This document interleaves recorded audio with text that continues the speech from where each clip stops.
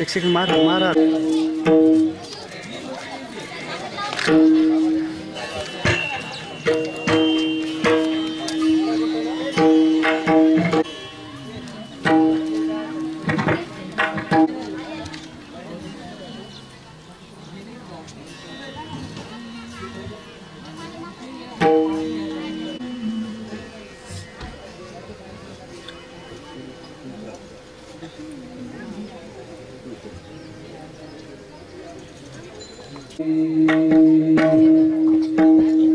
राम कृष्ण हरे जय राम हरे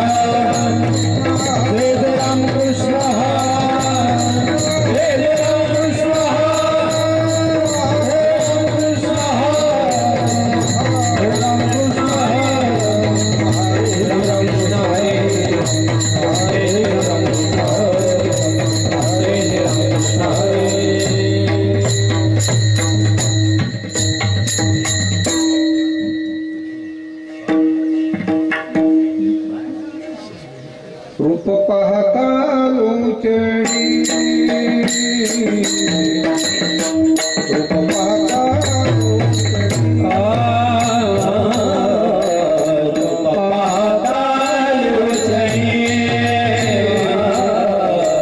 रूप पाहता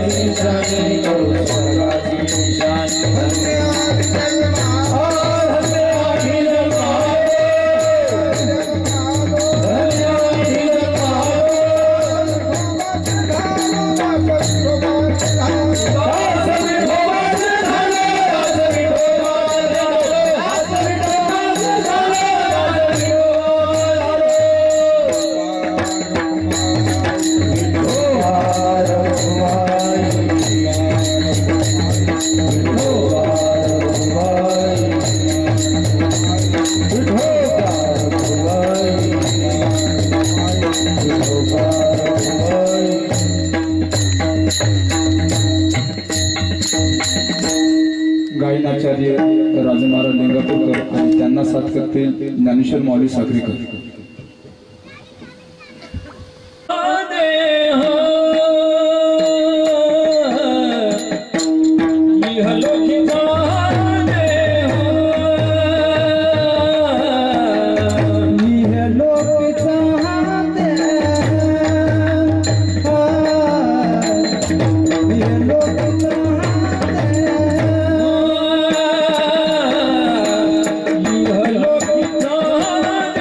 हो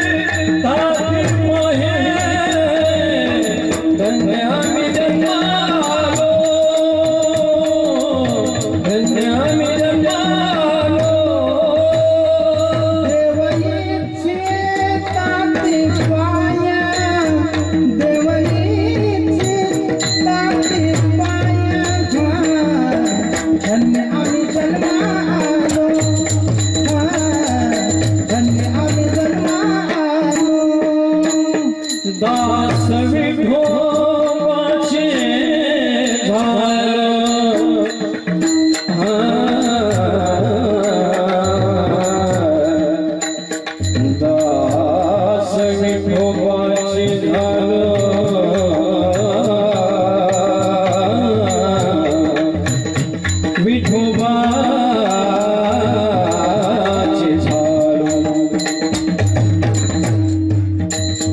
दास विठोबाचे झालो दास विठोबाचे झालो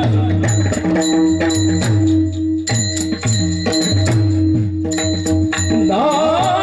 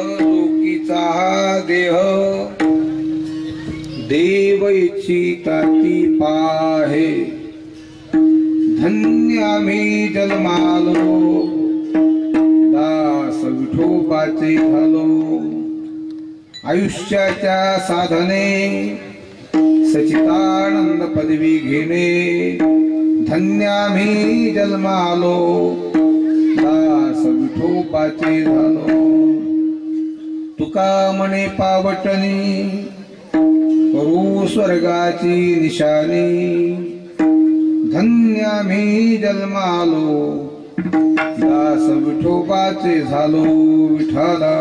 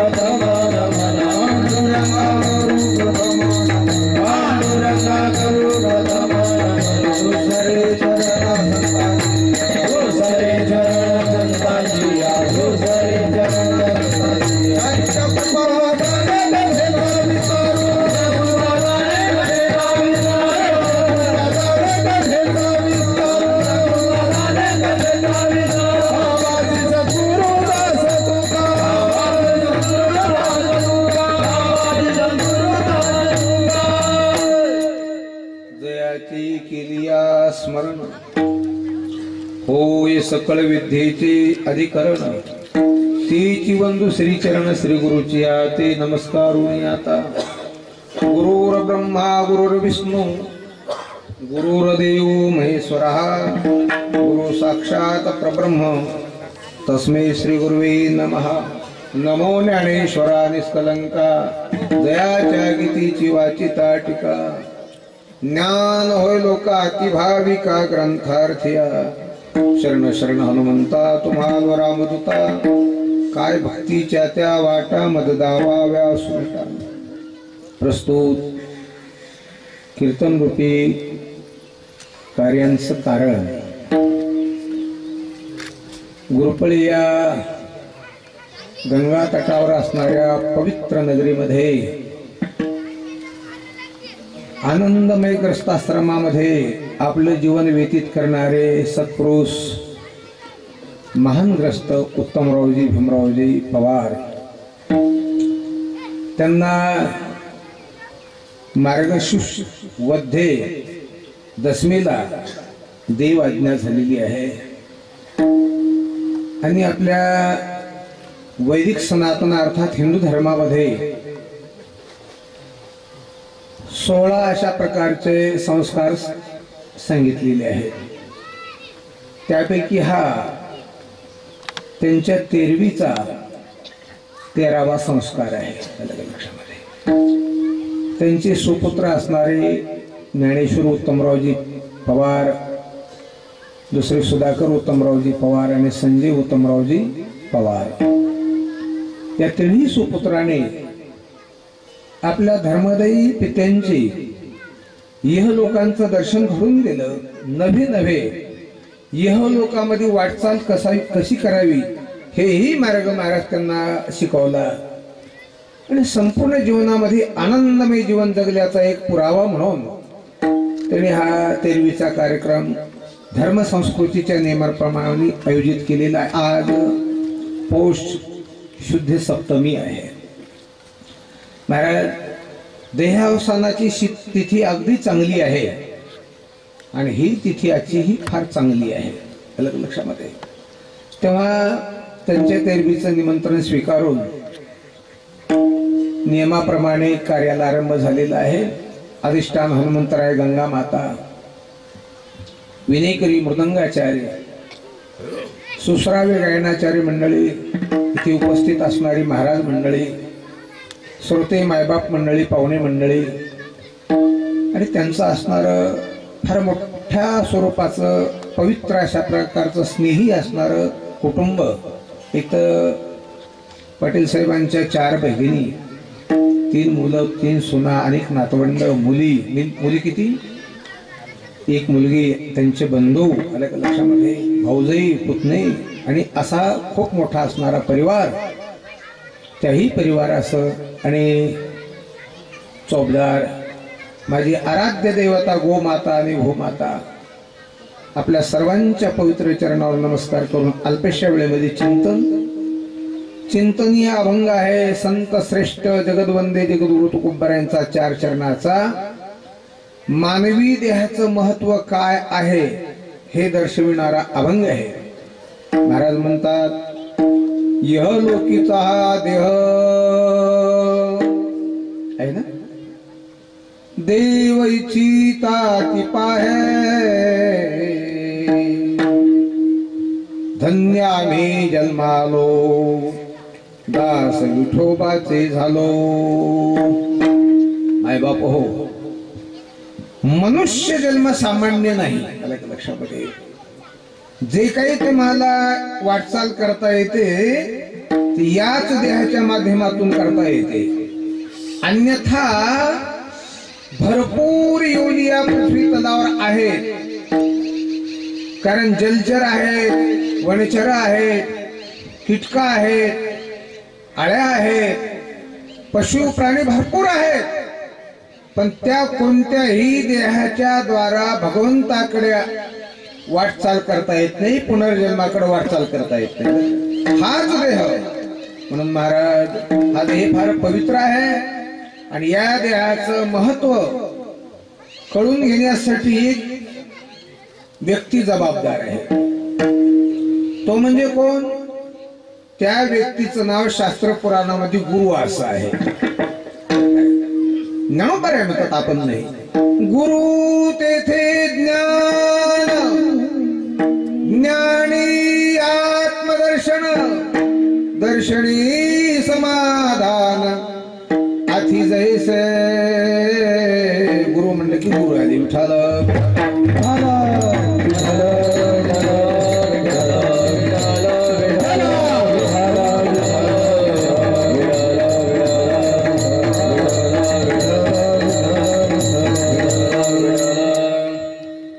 महाराज, ह्या लोकांमध्ये मनुष्य देहाची उंची फार मोठी आहे. अलग लक्षामध्ये इतर देहाने खाता येईल, पिता येईल, बाबा आहार निद्रा भय मैथून सर्व योनीस समसमान, परी मनुष्य देहीचे ज्ञान अनिका ठाई असेना. मनुष्य हा ज्ञानानं श्रेष्ठ आहे. अलग लक्षामध्ये धनानं नाही, धन सुद्धा ज्ञानाने जोडता येतं बरं का बाबा. म्हणून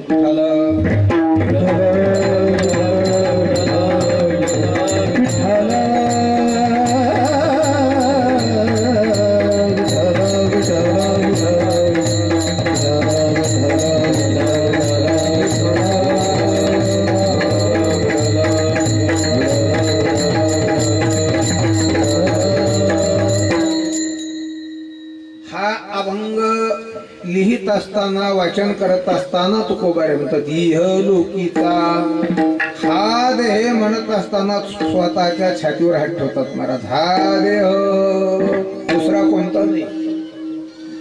ज्या देहाला 2 पाय, 2 हात, 2 डोळे, 2 काने, सर्व काही स्वतंत्रता आहे महाराज. याच्यामध्ये परतंत्रता कुठे आहे? अलग लक्षामध्ये. आणि वरतून भगवान परमात्म्याने आपल्याला महाराज ही कृपा केली आहे. कोणती? म्हणजे मायबाप बाहुले मनुष्य देही निज ज्ञान घातले पाही. ज्ञानेश्वरी हे देवे ठाईच्या ठाई महाराज बोलिले. मायबाप हो, आपणाला इथे आल्याच्या नंतर पदवी प्राप्त करण्यासाठी किंवा जगापेक्षा काही आगळे वेगळं होण्यासाठी ज्ञान आपल्याला घ्यावं लागलंय. पण देहाच्या बाबतीतलं कोणतंच ज्ञान कोणाकडून घ्यायचं काम नाही. डोळे आपोआप उघडतात. डोळ्याचा स्वभाव आहे योग्य असेल, स्वस्वरूपवान वस्तू असेल तिच्याकडे पाहणे, विद्रूप असेल तिच्याकडे न पाहणे. कानाचा स्वभाव आहे योग्य असेल, रुचिमय असेल, रसकर असणारा शब्द श्रवणात घेणे, रुचीच्या बाहेरचा मनाला आवडणारा नसेल तर त्याचा परित्याग करणे. जिभेचा स्वभाव आहे रसाळ पदार्थ असेल, रुचकर असेल, पचनाला योग्य असेल तर त्याचा स्वीकार करणे, अन्यथा त्या पदार्थाला स्पर्श न करणे. अलग लक्षात. नाकाचा स्वभाव आहे सुगंधित वस्तू असेल तर थोडं मारत हवा आत ओढून घेणे, आणि जर त्याच्या अनाठाई त्याच्या विरोधात असेल तर त्याला महाराज थोडं बंधन करणे, असा प्रकार आहे. पायाचा स्वभाव आहे योग्य रस्ता असेल त्यांना चालत राहणे. हाताचा स्वभाव आहे प्रसंग पाहून कार्य करणे.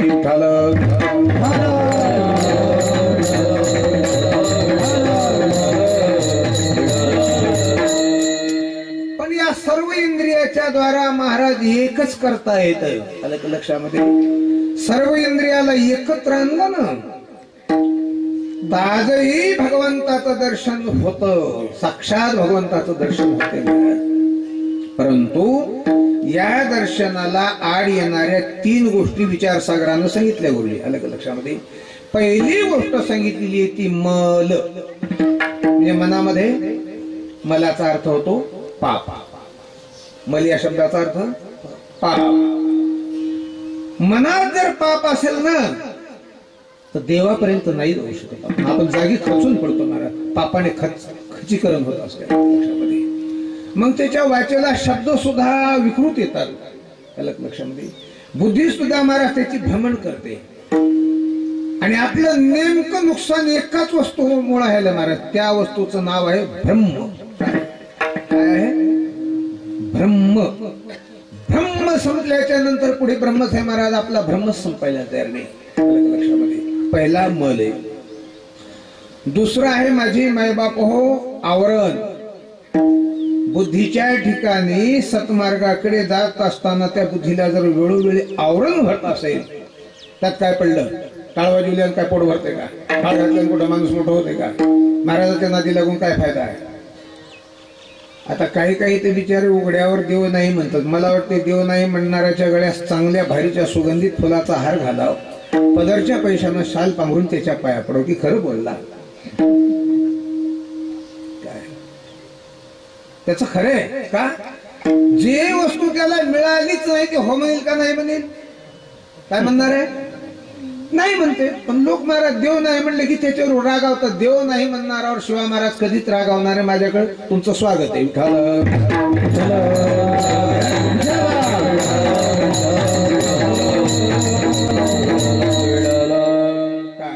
माझे मायबाप हो, देवासाठी लागणारं जे साहित्य आहे ना, तर तुकाराम महाराजाकडून आपण थोडं घेऊ. मन वाचातीत तुझे हे स्वरूप, म्हणून माप भक्ती केली, म्हणून भक्ती केली, म्हणून भक्ती केली, म्हणून भक्ती केली. मनोवाचा चित्त तुझे हे स्वरूप, मनोवाचा चित्त तुझे हे स्वरूप, मनोनिया मापे भक्ती केली, मनोनिया मापे भक्ती केली. तुझे हे स्वरूप,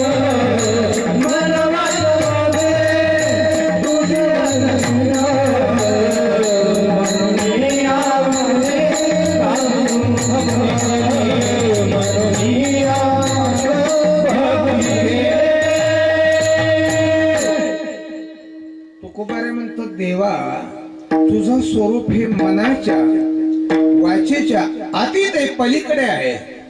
म्हणून तुझ्या स्वरूपाची प्राप्ती करण्यासाठी आम्ही भक्ती केली, म्हणून या माप भक्ती केली. देवा तुझं माहित आहे आम्हाला. संपूर्ण द्वारका नगरीतल्या तुझ्याच त्या 16,108 नायिकांनी तुला सोन्याने तुलना केली. काय पण तू आला नाहीस महाराज. म्हणून आम्ही एकच माप केलं, म्हणून या माप. आणि देवा तुला याच मापानं आम्ही मोजणार आहोत. भक्तीच्या मापे मोजितो अनंता का इतराने तत्वता नमोदवे.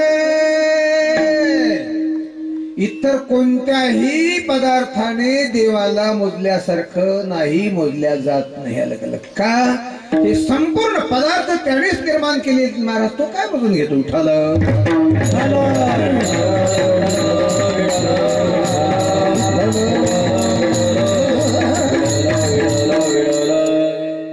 आता तुमच्या डोक्यातलं संपलं ना.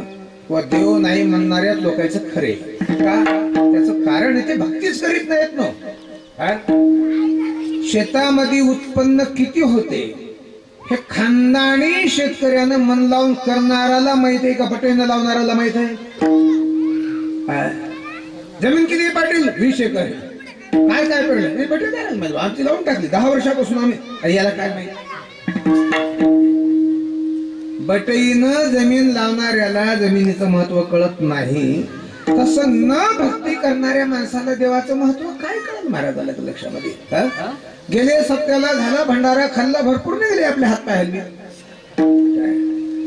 गेलो कुठे कीर्तनाला महाराज तिथं नवस करून जात होते. कोणतं? आजच्या महाराजांना माणसं हसवली पाहिजे. आता परमार्थ हसणं आहे का? हसणे पण हसल्यावर देव प्राप्त होतो का? नाही, हसणं हे परमार्थाने लोकांना एक वेड लागलं महाराज, वेड. विचित्र शब्दात व्यक्ती बोलला की महाराज त्याची पैशानं तुलना जास्ती करायची. आणि त्या बोलणाऱ्याला कळाव की विचित्र शब्द बोलून पाप करून घेण्यापेक्षा मोजके चांगले शब्द जगासाठी समर्पित करावं महाराजाला लक्षामध्ये. एवढी मोठी हस्ती महाराज कधी सातारकर विचित्र शब्दात बोलले? साखरे महाराज, धोंडा महाराज, मारुतराव महाराज, माधवभाऊ मगर, ही मोठी माणसाची यादी, पांडुरंगभाऊ घोले. काय आता उपस्थित असणारे महाराज मंडळी बोलते का आळंदीवाली? ज्याने वारकरी शिक्षण संस्थेमध्ये संथा घेतली आणि महाराज अभ्यास केला तो अजिबात, कारण त्याला कळतच तर काय बोलावं. बोलण्यातून सुद्धा, बोलण्याला सुद्धा वेळ प्रमाण आहे आणि बोलण्याची उंची किती आहे हे उत्तमराव पाटलाच्या सख्या भावाला माहित आहे. विठाल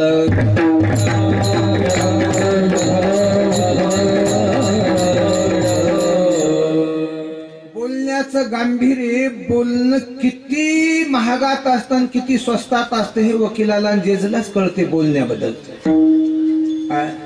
का नाही. मागावून झालेली गोष्ट आपण पुढे आणून त्याच्याशी आपल्याला संबंध नाही. आज भारतभर वकील आहेत, जज आहेत, हायकोर्टात, सगळं सुप्रीम कोर्ट आहेत. सुप्रीम कोर्टातल्या एखाद्या जजनं असं तुम्हाला सांगितलं असतं वा इतकी इतकी कोटी जर दिले तर इंदिराबाईला मारणाराचं किंवा राजूजीला मारणाराचं नाव मी सांगतो. नुसतं सांगतो म्हणलं असतं तरी महाराज कोट्यावधी रुपये सोन्या गादी त्याच्या पावर ठेवतो. घेन सांग, फक्त म्हणायचं आमच्यानं मारलं. किती शब्द आहेत महाराज, पण म्हणतो का तो? काय बोलाची उंची साधी आहे का? म्हणून नामदेव यांनी बोलण्याबद्दल सांगितलं महाराज, एक बोल सुस्पष्ट बोलावा, वाचे हरी हरी म्हणावा, संत समागम धरावा, तेने ब्रह्मानंद होय आगवागा, नरहरी रामा गोविंदा वासुदेवा. आपल्या परिसरामध्ये मंडळी सातत्याने आम्ही पाहतो, जेव्हापासून इकडे प्रविष्ट झालो तेव्हापासून संताची संगती करणारी मंडळी आहे. आणि परिसरामध्ये संत हे संतच असतात महाराज, आलं का लक्षामध्ये. तसं गुरुपळीमध्ये सुद्धा संत झाले. काय त्यांचं नाव? भवानी बापू. कारण त्यांच्या समाधी पुढे एकदा कीर्तनाचा योग आलता, एकदा आलं का लक्षामध्ये, ते खोजा गेलेला. त्याच्यानंतर एक वारकरी होते महाराज संभाजी म्हणून, फेटा बांधायचे. आणि भवानजी बापूच्या व्यतिरिक्त महाराज उत्तम बापूचं वागणं पाऊल भरे चुकून नव्हतं. ग्रस्त आश्रमाचा नियम आहे बर काय, कारण वेळापत्रक सूर्य उदयापासून आरंभित होते महाराज कुठलेही, नाही का. आणि वेळापत्रक सुरुवात कशी असते तुम्हाला माहिती, तुम्ही जाणते माणसे. आपल्या ड्युटीचा समय महाराज आपण जाऊन सही केल्याच्या नंतर तिथून आपली ड्युटी सुरू झाली. किती वाजता गेलो काय आपल्या आपल्या मनावर आहे, पण जाण्याचा टाइम ठराविक आहे, इतकी वाजता आलं पाहिजे. तद्वत या जगतामध्ये तुम्ही रुजू कधी झाला, या जगताचा आस्वाद कधीपासून घेताय तुम्ही, तुम्ही जबाबदार कसे आहेत.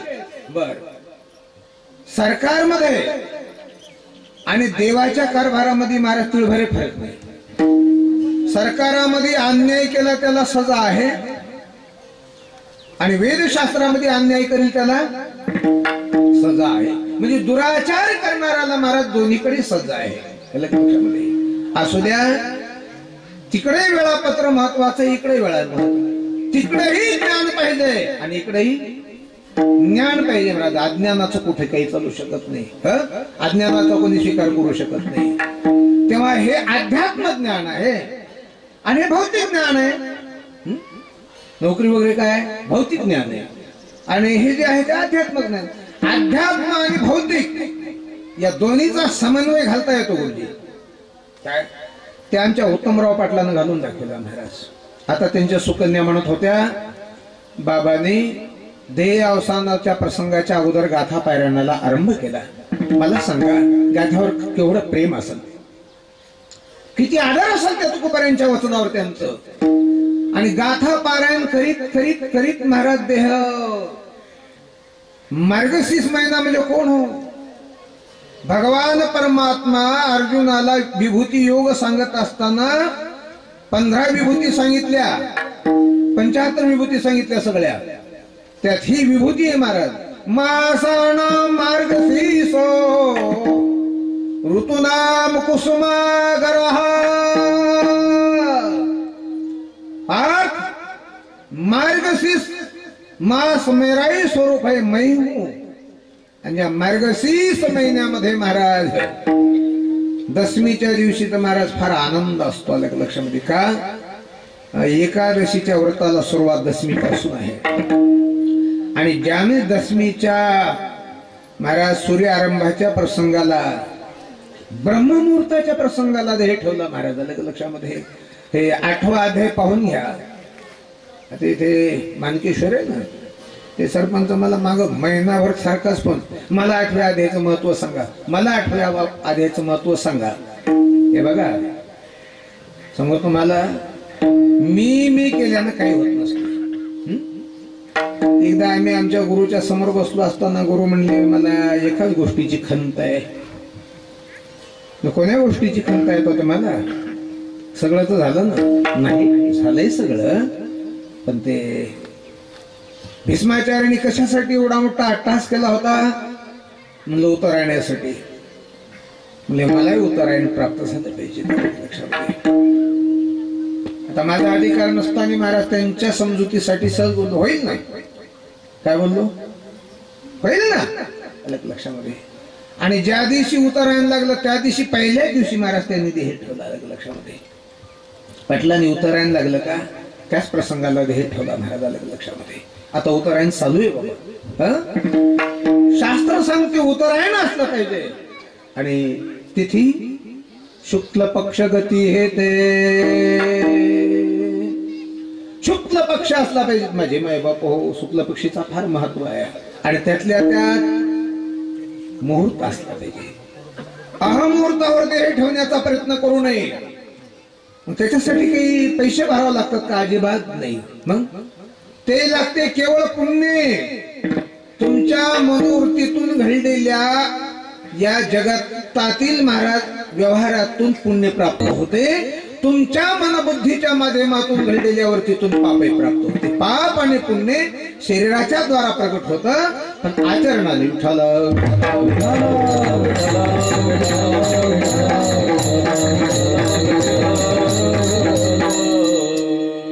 पाप आणि पुण्य तसाहेब त्यांच्या परिवाराकडे पाहिल्याच्या नंतरच वाटतं उत्तमराव बापूचा एकही पाऊल. या ज्योतिबाराव पुढे या, चौघाच्या चौघही पुढे या.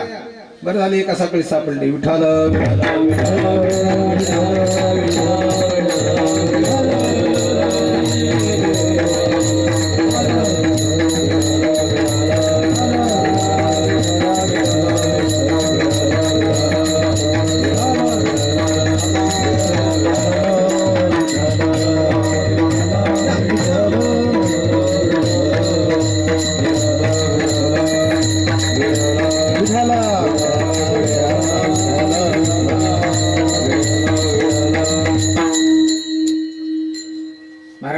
पुण्य.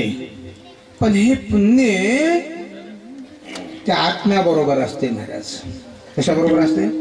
आत्म्याबरोबर.